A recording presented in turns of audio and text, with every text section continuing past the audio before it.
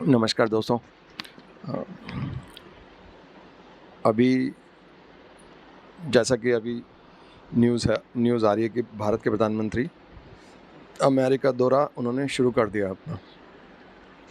अब वो जितने जोश के अंदर तमाम पूरे भारत के लोग, जहाँ पे मणिपुर के अंदर आग जल रही है, बहुत बुरी तरह से लोग मर रहे हैं, वहाँ पे आपस के अंदर उसका विवाद अभी ठंडा हुआ नहीं है, वायलेंस ख़त्म नहीं हुई है, Manipur is still burning there and other than this there are lots of problems in India. पूरे भारत के लेवल पे बहुत सारी प्रॉब्लम्स हैं देश के अंदर। और वो अचानक जल्दी में गए हैं या क्या रीज़न है वो मालूम नहीं, उनके क्या दिमाग में है उनके, और लेकिन वो बहुत जोश में गए हैं। तो अभी लेकिन अचानक ऐसी कौन सी बात थी कि मोदी जी यूएस का दौरा करना चाहते हैं, या क्या है उनके दिमाग के अंदर, क्यों करना चाहते हैं बेसिकली, जबकि यहाँ पे इतनी समस्याएं उनकी तरफ ध्यान नहीं दे रहे हैं। आदि पुरुष की बात उन तक पहुँच गई है, अभी न्यूज़ आ रही है कि उनके पास वो विवाद पहुँच चुका है। अब उनके फ़ोटोग्राफ्स भी मनोज मुंताशिर के साथ फ़ोटोग्राफ भी पब्लिक डोमेन में आ चुके हैं। तमाम जर्नलिस्ट, सीनियर जर्नलिस्ट उनकी क्रिटिसाइज़ भी कर रहे हैं। ये तमाम मुद्दे अलग हैं, लेकिन जो देश की जो बवाल वाले प्रॉब्लमेटिक जो सिचुएशंस हैं, लाइक मणिपुर के अंदर जो लोग मर रहे हैं लगातार, वो जो उसका समाधान करने के बजाय उस चीज़ की तरफ ध्यान देने की बजाय, और बहुत सारे ऐसे मुद्दे हैं जिस पे प्रधानमंत्री, जैसे रेस्टर्स का इशू था, और महिलाओं के अधिकारों की बात है, जहाँ उनके साथ में कितनी कितनी ज़्यादा उनको पीड़ित किया गया, उनको घसीटा गया रोड पे, और उनके साथ में पता नहीं शायद इन्हीं के कुछ लोग होंगे, शायद उनके कैंप में चले गए हों सरकार के लोग, उन्हीं ने उनको बोला होगा कि आप बैरिकेड पार कर जाइए, प्लान करके करा हो। ये भी हो सकता है कि वो बेचारे भोले भाले रेसलर्स हैं, उनको चालाकी नहीं आती है, उनको इस तरह की धूर्तता मक्कारी नहीं आती है, उनका पूरा ध्यान सिर्फ अपने स्पोर्ट्स में ही रहता है। उनको इतनी ये राजनीतिक चालाकियाँ नहीं आती हैं उन लोगों को। तो आगे होंगे इनकी बात में, वो बेचारे बैरिकेड्स पार कर गए, और पीछे से उनका सारा सामान उठा के इन्होंने एनडीएफसी के स्टोर में फेंक दिया। वो बारिश में सड़ रहा होगा लिटरली। मैं किसी वीडियो के अंदर बना चुका हूँ उनकी वीडियो, वो दिखाऊंगा कैसे हालत में पड़ा होगा उनका सामान। मुझे लगता नहीं अभी छोड़ा होगा उन्होंने। काफ़ी सामान है उनका वेस्ट चला गया, खाने पीने के सामान भी है, वो भी सड़ गया होगा, अंदर ही पड़ा।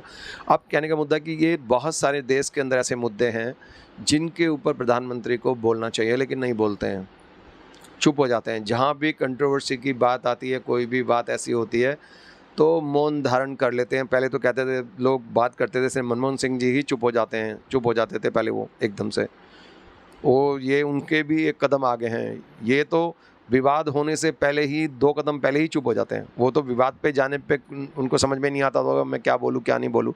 लेकिन मनमोहन सिंह जी वो एक प्रॉपर पॉलिटिकल बैकग्राउंड के लीडर नहीं थे। वो ब्यूरोक्रेट्स थे, पढ़ाते थे, अध्यापक थे, टीचर थे। वो अलग फील्ड से गए थे, और उनको वो एक इकोनॉमिस्ट थे, और उनकी लाइफ में इनकी लाइफ में बड़ा फ़र्क है। ये तो ग्रास रूट लेवल के पॉलिटिशियन रहे हैं, right from the beginning RSS के रहे हैं, फिर उसके बाद में संघ के बाद में इन्होंने गुजरात के अंदर राजनीति करी इतने साल तक, और उसके बाद वहाँ के चीफ मिनिस्टर रहने के बाद देश के अंदर इतने साल से राज कर रहे हैं। तो ये तो सीजन पॉलिटिशियन रहे हैं, उसके बाद में ये क्यों चुप है? तो इनकी चुप्पी में और मनमोहन सिंह जी की चुप्पी में कंपेयर नहीं कर सकते आप। वो एक इसलिए चुप हो गए होंगे, मनमोहन सिंह जी इसलिए चुप रहते होंगे, बेचारे सीधे साधे भोले भाले इंसान थे वो। उनको राजनीति की इतनी समझ नहीं थी, उनको मुखौटा लगा के आगे किया हुआ था। उसके पीछे एक जो आपने देखा ही होगा कि 2011 में जब इंडिया अगेंस्ट करप्शन हुआ था, तो कितने सारे भ्रष्टाचार के केसेस आए थे कांग्रेस के खिलाफ में। वो जानते हैं कि बहुत सारे भ्रष्टाचार हुए थे, और उन तमाम जगहों पे बात करी जा रही थी कि फाइलें कहाँ से साइन होती है, कौन साइन करता है। मनमोहन सिंह जी तो बोल देते थे, जी आपको पता ही है मैं तो साइन करता ही नहीं, मेरे साइन करे हुए हैं, लेकिन आप हकीकत जानते हैं कि एक फ़ाइल कहाँ से ओके होती है, क्या होती है। काफ़ी बवाल मचे थे उन चीज़ों के ऊपर। तो अब ये उनकी चुप्पी में और नरेंद्र मोदी जी की चुप्पी में बड़ा फ़र्क है। एक शरीफ आदमी चुप रहता था, मनमोहन सिंह जी, और एक बंदा वो पता नहीं क्यों चुप रहता है। कुछ लोग कहते हैं कि धूर्त लोग, ऐसे धूर्त लोग होते हैं, वो चुप होते हैं। कुछ लोग कुछ कहते हैं, कुछ लोग तमाम बातें करी जाते हैं इनकी चुप्पी के ऊपर भी, क्यों चुप रहते हैं, ये कुछ बोलते ही नहीं, जहाँ पे बोलना चाहिए वहाँ चुप हो जाते हैं। इतने सीजन पॉलिटिशियन है, इतने माने हुए दिग्गज पॉलिटिशियन है, फिर क्यों चुप हो जाते हैं भैया? कि आपको जवाब देना पसंद नहीं है, या जनता का आपका दायित्व नहीं बनता कि जनता को कुछ आप जवाब दें। ये डेमोक्रेसी है, ये कोई पर्सनल ऑटोक्रेसी, अपनी पर्सनल मनमर्जी फासिज्म नहीं है कि अपनी मनमर्जी करो, जो मर्जी करो, ऐसा नहीं है। राजतंत्र नहीं है, डेमोक्रेसी है, लोकतंत्र है। लोकतंत्र में भारत के संविधान के हिसाब से चलना होगा, सरकार चलानी होगी और जनता को आंसरेबल होना पड़ेगा। अब कहानी ये आता है कि यूएस का टूर में क्या करने वाले हैं। ये अब यूएस टूर कर रहे हैं।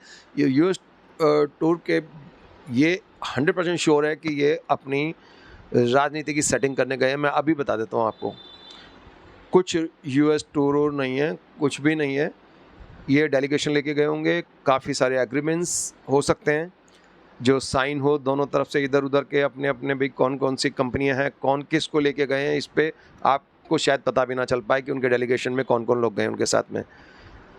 गुजरात के लोग गए हैं, कुछ बिजनेसमैन गए हैं, या कौन से ब्यूरोक्रेट्स गए हैं, ये कभी जाहिर जनता को तो बताया नहीं जाता कि क्लियरली कि कौन लोग उनके साथ जाते हैं, वो कौन गए हैं और किन बातों के ऊपर बात होगी। मैं बता देता हूँ कि ज़्यादातर केसेस के अंदर सबसे पहले वो ज़रूर मिलेंगे जिनसे, गूगल के चीफ से ज़रूर मिलेंगे, हाँ जी, सुंदर पिचोई से ज़रूर मिलेंगे, वो गूगल के चीफ से ज़रूर मिलेंगे, वो फेसबुक के चीफ से ज़रूर मिलेंगे, 100% लिख लो मेरे से अभी, और ट्विटर के चीफ से भी मिलेंगे, और वो जो जीपीटी वाला जो है अभी क्या नाम है, ऑल्टमैन, उनसे वो मिल के गए ही हैं। तो अगर इनके पास वक्त हुआ तो उनसे भी मिलेंगे। ये तमाम पहले इसके ऊपर जोर लगाएंगे कि उनसे मिले जाके, और खूब गले मिल के जोश के साथ में मिलेंगे। चाहे वो गले मिलना चाहते हो नहीं चाहते हो, सेकेंडरी मैटर है, ये ज़रूर गले मिलते हैं सबके। वो चाहे ना चाहे गले मिलना, वो तो दूर से हाथ मिलाना पसंद करते हैं। उनकी वेस्टर्न जो उनके एटिकेट्स हैं उसमें हाथ मिलाते हैं दूर से, बस हाथ मिलाओ और धन्यवाद, गले वले नहीं मिलते हो। तो लेकिन ये ज़बरदस्ती मिलते हैं जाके, तो वो कह रहे भैया क्या करें, इंडिया इतनी बड़ी मार्केट है, इससे फ़ायदा उठाना है तो गले भी मिल लो इनसे, हमारा क्या जा रहा है। और इसी आर्ट के अंदर जो अभी जो सिनेरियो है, पूरा ग्लोबल जो सिनेरियो है, उसके हिसाब से अभी जो इक्वेशन बन रही है पूरी दुनिया के अंदर, जो इक्वेशन बन रही है, एक तरफ नाटो कंट्रीज़ हैं, यूएस एंड अलाइज, एंड दूसरी तरफ रशिया, चाइना, नॉर्थ कोरिया और ईरान और कुछ कंट्रियाँ। इंडिया ट्रेडिशनली नॉन अलाइंड रहा है, इंदिरा जी के समय से ही नॉन अलाइंड रहा है। वो किसी भी साइड में नहीं जाते हैं, अपने देश की साइड लेते हैं, और उनका अच्छा स्टांस था, वो बहुत अच्छा था। कोल्ड वार के समय भी इंडिया न्यूट्रल रहा, इसीलिए इंडिया विवाद में नहीं पड़ा, क्योंकि एक डेवलपिंग कंट्री है, इनको अपने विकास पे ध्यान देना है, अपने देश पे ध्यान देना है। हमारे देश में इतनी गरीबी है, इतना बुरा हाल है इस देश का, इसको अभी भी इतने साल हो गए अभी तक भी देश की हालत अच्छी नहीं है, बहुत ज़्यादा ख़राब है। गरीब लोग बहुत हैं इस देश के अंदर। जब हमारे देश के प्रधानमंत्री कहते हैं कि 80 करोड़ लोगों को राशन देते हैं, राशन जब नहीं मिलता 80 करोड़ लोगों को, इसका मतलब भुखमरी मची हुई है ना। तो क्या कर रहे थे इतने सारे लीडर्स कांग्रेस के, बीजेपी के, इस देश में तो भूखे मर रहे हैं लोग। तो ऐसे देश के अंदर डेवलपिंग कंट्री के हिसाब से उनको अपने हमारे हितों के हिसाब से अगर हम चला जाए तो non align movement was best. Indira ji ने शुरुआत करी थी उसकी, जब उनके अब आज के दौर में, जब मोदी जी के समय में, जब उनके सम्मेलन होते हैं, कोई कॉन्फ्रेंस होती है उनकी, अभी रिसेंट पहले जब हुई थी कोलंबिया में या कहाँ हुई थी, वो इधर लैटिन अमेरिका में हुई थी, तो ये गए ही नहीं वहाँ पे, जबकि पूरी दुनिया ने तारीफ़ करी थी उस वक्त कि जो इंडिया की नॉन अलाइंड पॉलिसी है वो बेस्ट इन द वर्ल्ड, कि ना हम अमेरिका के खेमे में जाएंगे, ना रशिया के, वो आपस में लड़ेंगे तो हम अपने देश को देखेंगे कैसे। फिर हम किसी ग्रुप को पकड़ लेंगे तो दूसरे ग्रुप से दुश्मनी हो जाएगी, अब हम क्यों करें। तो अपने देश के हितों को देखते हुए, अपने भारत के हितों को देखते, अपनी भारत माता की जो बात करते हैं ये लोग, लेकिन सिर्फ बातों से काम नहीं चलेगा, जुमलों से काम नहीं चलेगा, हमें हकीकत में भी देखना पड़ेगा। अगर आज की डेट पे अगर यूएस के पास जाते हैं, सबसे पहले वो सोशल मीडिया के इन लोगों से ही क्यों मिलेंगे, क्योंकि इलेक्शन में काम आएंगे वो लोग। भारत में इलेक्शन होने वाले हैं, सत्ता की गेम चल रही है, अभी से तैयारी हो चुकी है। वैसे तो बीजेपी साहब कहती है कि जितने भी बीजेपी के जो थिंक टैंक है वो बोलते हैं कि जब हम एक इलेक्शन जीतते हैं तो दूसरे इलेक्शन की तभी तैयारी शुरू कर दें। इसका मतलब कि 2019 के बाद ही उन्होंने अपने गेम प्लान बनाना शुरू कर दिया होगा, लेकिन अभी इस समय काफ़ी दबाव में है। 2024 को ऐसे देखा जा रहा है कि पॉसिबली बीजेपी का तख्ता पलट सकता है मोदी जी की वजह से, क्योंकि मोदी जी के फेवर में शायद स्टार्स ना हो और शायद हालात एंटी इनकम्बेंसी भी होती है कि इस तरह से हालत बदल भी सकते हैं। थोड़ा लोग बोर हो जाते हैं किसी की एक ही बात सुनते सुनते, परिवारवाद एक ही चीज़, बोर हो गए लोग। तो इसलिए कोई दूसरा ऑप्शन, चाहे सड़ा गला ही क्यों ना हो, चाहे फटा हुआ टायर ही क्यों ना हो, चलो कोई बात नहीं यार, हमें ये बोर हो गए हैं मोदी जी की सुनते सुनते, किसी और को लाओ। और ऑप्शन है नहीं, तो आपको जो मिलेगा वही खाना पड़ेगा। तो आपके पास ऑप्शन नहीं है, जनता के पास ऑप्शन नहीं है। और इस केस के अंदर वो किसी को भी चुन सकते हैं, वो चाहे राहुल गांधी हो, चाहे XYZ कोई हो। जनता के मूड के ऊपर है कि इलेक्शन तक क्या मूड बनता है जनता का। सभी शोर मचा रहे हैं, कोई यात्रा कर रहा है, कोई विपक्ष की युगलबंदी कर रहे हैं, मतलब विपक्ष की जो जोड़ तोड़ में लगे हुए हैं। नीतीश कुमार जी, केजरीवाल जी, ममता जी, तमाम लोग लगे हुए हैं इस चीज़ के अंदर, कुछ ना कुछ ऐसा तोड़ मोड़ करके, जुगाड़ करके एक ऐसा सेटअप लाया जाए जिसकी वजह से मोदी को हराया जाए। अब ये अलग बात है वो हारेंगे, लेकिन इसकी तैयारी वो अभी से पहले ही करते हैं। 2019 के बाद ही उन्होंने शुरू कर दी थी, लेकिन अभी इस समय बहुत चार्ज अप है, वो ज़बरदस्त तैयारी है उनकी। और US का जो ये टूर है, इसके अंदर खास इस बात पे ही ध्यान रखा जाएगा। मैं गारंटी देके कह सकता हूँ, आपको बताया जाए मीडिया में आए या ना आए, ये इसी पे फोकस करेंगे कि टॉप लोगों से इनसे बात करी जाए, जैसे कि सोशल मीडिया को कंट्रोल करा जाए, कि ज़्यादातर लार्जेस्ट सेक्शन, काफ़ी ज़्यादा जो यूथ है इस समय, जैसी जनरेशन जो हमारी पॉपुलेशन है, उसके अंदर मैक्सिमम जो परसेंटेज है वो यूथ की है। 25 to 35 जो एक एज ग्रुप है, 18 साल से लेके 35-40 तक मान लीजिए, ज़्यादातर मैक्सिमम इसी के अंदर है। तो उनका वोट बैंक है, बहुत बड़ा वोट बैंक है, लार्जर वोट बैंक उन्हीं का हिस्सा। तो उनको कैसे कैटर करेंगे, उस इशू को कैसे कैटर करेंगे आप? तो उनके वोट के लिए वो ज़्यादातर उनका रुझान, यूथ का रुझान सोशल मीडिया में होता है। सोशल मीडिया को कर ही रहे हैं, ज़बरदस्ती गुंडागर्दी करते हैं वहाँ पे। इनके हज़ारों की संख्या में इन्होंने भर्ती करे हुए, वहाँ पे उधम मचा के रखते हैं। कोई कुछ बोलता है तो उसको ट्रोल करते हैं बुरी तरह से, और अपना एजेंडा चलाए जाते हैं ज़बरदस्ती कि भैया हिंदू हिंदू हिंदू, जबकि बेकार की बात है। हिंदू ये अकेले थोड़ी हैं भैया, पूरे देश के अंदर कांग्रेस में भी हिंदू हैं, दूसरी पार्टियों में भी हिंदू हैं। ये तो ऐसा ड्रामा करते हैं सोशल मीडिया में, ट्विटर पे, फेसबुक पे। ट्विटर पे तो बहुत बुरा हाल किया हुआ है इन्होंने, गुंडागर्दी मचा के कोई कुछ बोलता है तो उसके पीछे सारे पड़ जाते हैं। और यही नहीं, सारे सोशल मीडिया के इन्फ्लुएंसर को भी पेमेंट करी हुई इन्होंने, वो भी बोलना शुरू कर देते हैं ऐसा। कोई मोदी के खिलाफ एक शब्द बोल दे वहाँ पे, उसके पीछे ऐसे बुरी तरह पड़ते हैं जैसे कि उन्होंने देशद्रोह का अपराध कर दिया और देश के खिलाफ बोल दिया। मतलब मोदी के खिलाफ आज की डेट पे एक शब्द भी बोलना मतलब देश के खिलाफ बोलना, और आपके खिलाफ में पॉसिबल होगा तो हो सकता है अरेस्ट भी कर लें आपको, और कुछ भी हो सकता है आपके खिलाफ। और ऐसा हो भी रहा है, आप देखिए सोशल मीडिया में जाके कितना बुरा हाल है। तो ये सबसे पहले US टूर पे इन लोगों से मिलेंगे, इनसे सेटिंग करेंगे, खाने पीने की जो भी इनकी आपस की सेटिंग होगी कि भैया ले दे के करो, और इतने ले लेना, इतने दे देना, और ऐसा ऐसा करना है, हम जो बोले वो करना है। अब वो मिस्टर डॉर्सी ने जो बात कही वो बाद में कही, जब तक वो ट्विटर के हेड थे, CEO थे, चीफ थे, तब तक उन्होंने बोली, उन्होंने बेच दी। जब वो ट्विटर बेच दी उन्होंने एलन मस्क को, तो उसके बाद में अब बोल रहे हैं ये बात। उस समय दबाव में थे, नहीं बोल पाए। अब वो बोल रहे हैं कि किस तरह से उनको टॉर्चर करा जाता था, प्रेशराइज करा जाता था, लोगों के खिलाफ में, एक्टिविस्ट के खिलाफ में, पॉलिटिशियन के, अपोजिशन जो लीडर्स थे उनके खिलाफ में एक्शन लेने के लिए, उनके अकाउंट बंद करने के लिए, यहाँ तक किसान आंदोलन के समय में काफ़ी सारे एक्टिविस्ट थे, उनके अकाउंट बंद करने के लिए उन पर दबाव डाला गया, उन्होंने इस वजह से उनको बंद करना पड़ा। आज मिस्टर डॉर्सी बोलते हैं ये बात मीडिया में आके, उस वक्त चुप थे वो, प्रेशर था बंद ना कर दे, या फिर क्या करोगे, जब प्रेशर है कुछ नहीं कर सकते तो खा लो, यही सोचते हैं ये लोग ज़्यादातर, है ना। मैंने काफ़ी मीडिया से भी, मेन स्ट्रीम मीडिया वालों से भी बात करता रहता हूँ, वो भी ये कहते हैं भाई हम करें क्या, हमारे पास तो ऑप्शन ही नहीं है। वो इतना दबाव डाल के रखते हैं, हम कुछ नहीं कर सकते, हमारा चैनल बंद कर देंगे, हमारा सब कुछ बंद कर देंगे, हमारी फंडिंग बंद कर देगी सरकार, हम जाएँ तो जाएँ क्या, हम क्या करें भाई, कोई रास्ता नहीं है तो खा ही लो फिर, है ना। तो समझ रहे हैं। तो ये कहानी जो पैटर्न है, ये प्रेशराइज करके यही गेम करने के लिए मेन गेम इसी पे फोकस रहेगा। उसके अलावा दूसरा फोकस इस बात पे रहेगा कि किसी तरह से इन्वेस्टमेंट लाया जाए। इन्वेस्टमेंट कहाँ है, कौन सा इन्वेस्टमेंट है? आप बात करते हो अमेरिका में जाके इन्वेस्टमेंट की, जबकि अगर आप डाटा देखोगे कि भारत में सबसे ज़्यादा इन्वेस्टमेंट रिसेंटली पिछले 1-2 साल में कहाँ से हुआ, टॉप कंट्रीज अगर देखोगे तो you will be shocked. Mauritius से हुआ, सिंगापुर से हुआ, टैक्स हेवन कंट्रीज से हुआ, ठीक है भाई। टैक्स हेवन कंट्रीज से इतना इन्वेस्टमेंट कहाँ, नंबर 1 पे मॉरिशस और सिंगापुर आ रहे हैं, नंबर 2 पे, टॉप 2 के अंदर यूएस को, यूके को होना चाहिए, लेकिन नहीं, वो नहीं है। यूएस हो सकता है पहले, दूसरे नंबर, तीसरे नंबर पे हो, चौथे नंबर पे हो, लेकिन टॉप 2 के अंदर ये दोनों हैं, सिंगापुर और मॉरिशस।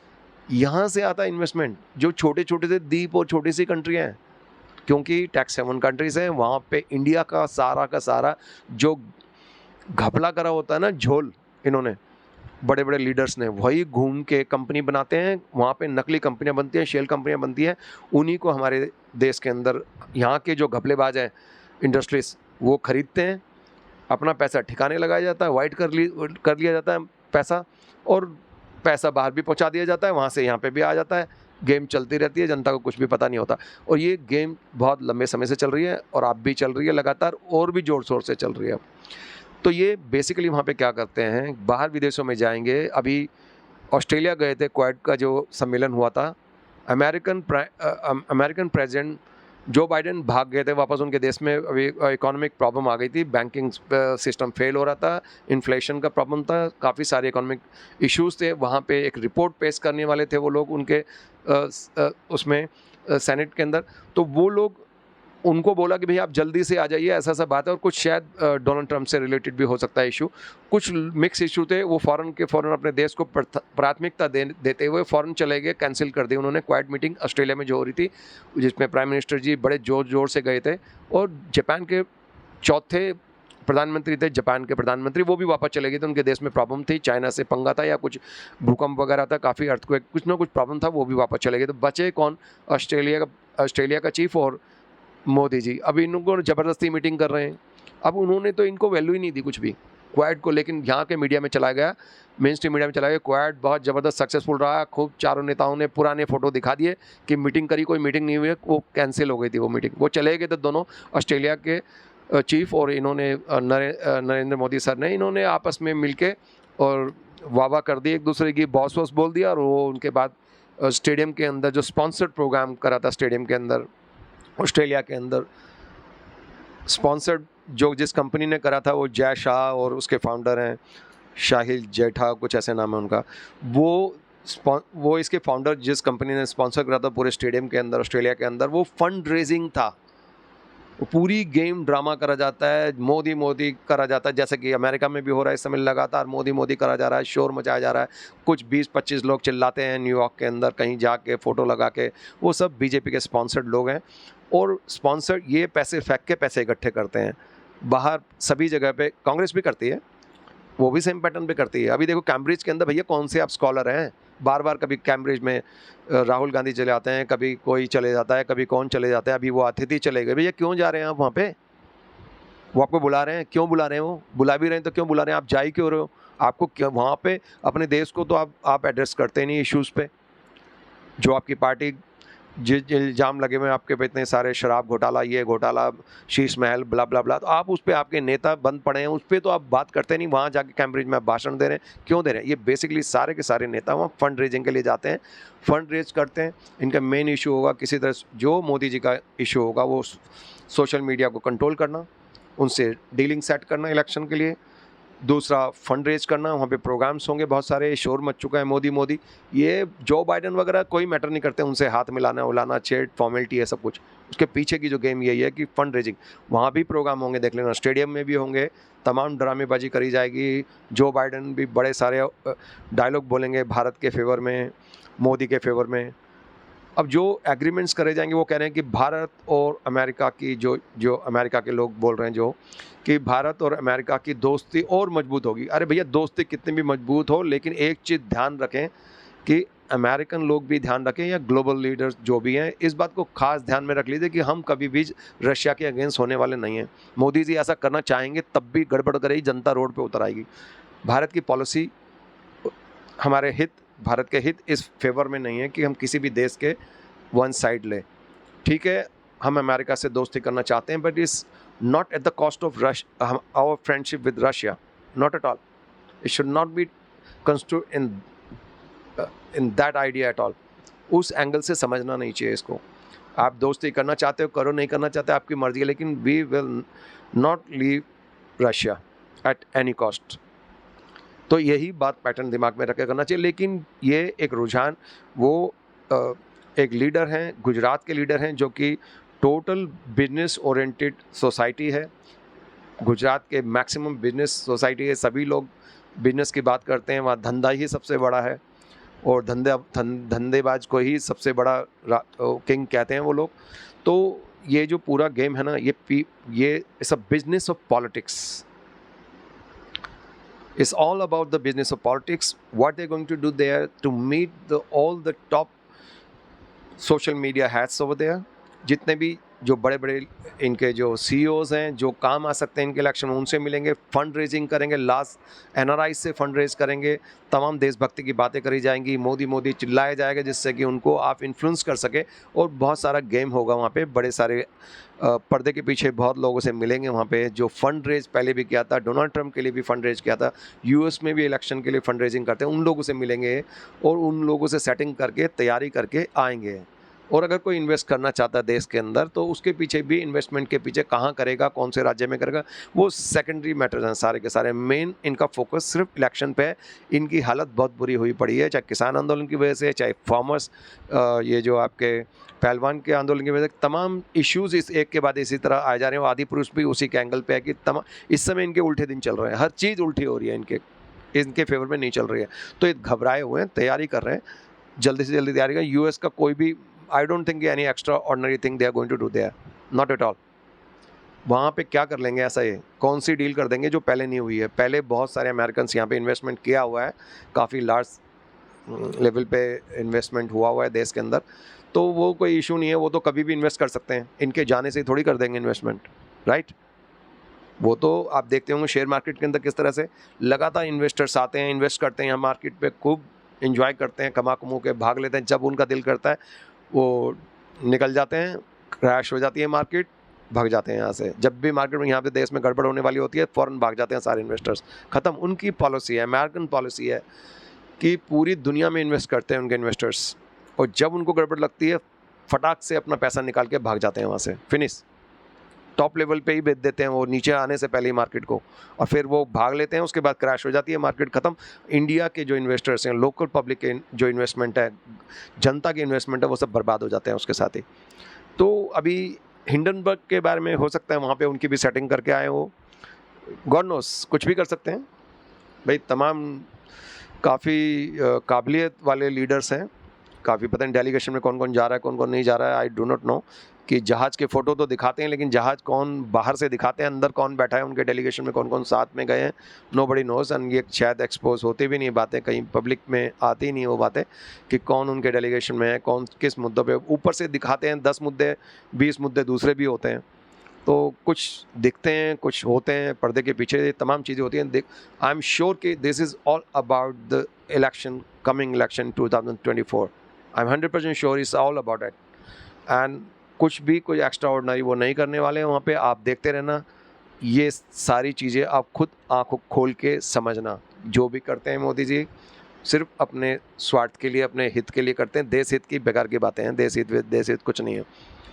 तो अगर सत्यपाल मलिक जी कुछ बात बोलते हैं तो यू नेवर नो कल आने वाले समय में, लेकिन पता नहीं अभी तो आएगी नहीं ये बात। बालासोर में जो ट्रेन एक्सीडेंट हुआ उसमें 4 ट्रेन टकराई, सिग्नल इंजीनियर कोई नाम आ रहा है आमिर खान का, उसके पीछे भाग रहे हैं कि भैया इसने गड़बड़ कर दी होगी कुछ ना कुछ सिग्नल के अंदर, उससे ट्रेन एक्सीडेंट हो गया। वो ये श्योर है कि कुछ एक्स्ट्रा, कुछ ना कुछ अजीब जरूर हुआ होगा जिसकी वजह से वो ट्रेन एक्सीडेंट हुआ, और इसमें सैकड़ों लोग मरे, काफ़ी लोग घायल हुए।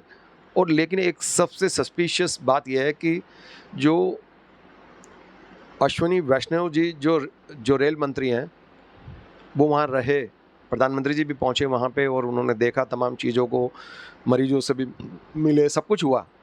मीडिया फोकस में गए वो सब के सब, और यहाँ तक कि वो तो रोते नज़र आए, कई सीन के अंदर बहुत भावुक नज़र आए रेल मंत्री तो। लेकिन एक ट्विस्ट है, मैं नहीं कहता कि वो सचमुच पॉसिबल है कि नहीं है, आई डो नॉट नो, लेकिन वो पहले कभी वैष्णव जी पहले कभी पोस्टेड थे उस बालासोर के अंदर, कभी पोस्टेड थे, उनका डाटा निकाल लीजिए, मैं नहीं बोल रहा, आप देख लीजिए, उनका पूरा बायोडाटा निकाल लीजिए, कभी पोस्टेड थे वहाँ पे, वो कभी काम करते थे, जॉब करते थे, काम करते थे, कुछ करा है उन्होंने पिछले डाटा के अंदर, वहाँ थे वो, और उसी जगह पे एक्सीडेंट क्यों हुआ?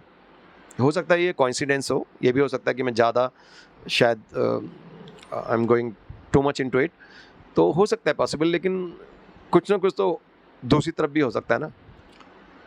एक पॉसिबिलिटी है, हो सकता है कि मैं ज़्यादा सस्पिशियस हूँ, ऐसा नहीं है, लेकिन पुलवामा के बारे में भी सभी लोग देशभक्ति की बातें करते थे, लेकिन जब सत्यपाल मलिक जी ने कुछ और बात की तरफ हिंट दिलाया तो तब जनता को ये भी तो पता चला कि ये भी पॉसिबिलिटी है। तो आई एम नॉट सेइंग कि हो सकता है और नहीं भी हो सकता है कि पुलवामा जैसी कोई स्टोरी हो जिसका बाद में पता चले कुछ ऐसा कि आखिर वहाँ पे इतना भयंकर एक्सीडेंट क्यों हो गया ऑल ऑफ अ सडन।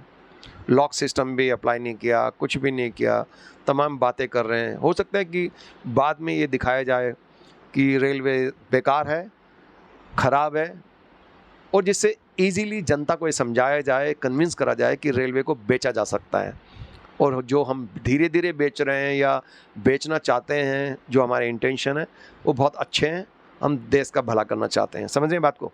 तो ये तमाम चीज़ें हो सकता है मिली-जुली हों एक-दूसरे के अंदर। Let's see in the future may be this all will come out in the open, and मैं इसके साथ ही अब इसको विराम लगाता हूँ, और नेक्स्ट वीडियो के अंदर हम दूसरे इश्यू पे बात करेंगे। अमेरिका के अंदर भारत के प्रधानमंत्री का टूर पूरे में हकीकत में क्या हुआ, क्या हम खाली शक कर रहे हैं या हम अपनी कहानी बुन रहे हैं या सच्चाई भी है इसके अंदर, आप देख लेना। मेरा ये मानना है कि कुछ ना कुछ ये सिर्फ इलेक्शन के चक्कर में जा रहे हैं, फंड रेजिंग के चक्कर में जा रहे हैं, और ये सोशल मीडिया को कंट्रोल करने के जा रहे हैं। इनका कोई लेना देना नहीं है, बाकी बातें सब बेकार की बातें हैं। देश वेश भारत माता सिर्फ नारे हैं, आप देख लेना। अभी तक भी काफ़ी सारी चीज़ें हमने एक्सपोज की हैं। हिंडनबर्ग रिपोर्ट का क्या हुआ, छुपा ली ना, रिपोर्ट आई 1 महीने में, सुप्रीम कोर्ट ने क्लीन चिट दे दी। उन्होंने दूसरी कमेटी ने जो लंबा समय मांग लिया 6 महीने का, कह रहे हैं 13 महीने लग सकते हैं, 15 महीने लग सकते हैं। गोलमोल हो गई सारी बात ख़त्म। नए इशू आएंगे, जनता दूसरे नए इशू के अंदर उलझ जाएगी, फिर नए इशू आएंगे, उसमें उलझ जाएगी। हिंडनबर्ग गया साइड, और अड्डानी जिंदाबाद, अंबानी जिंदाबाद, और दमानी जिंदाबाद। तो the more to be seen to be believed. जब तक बाय बाय, जय हिंद, जय भारत।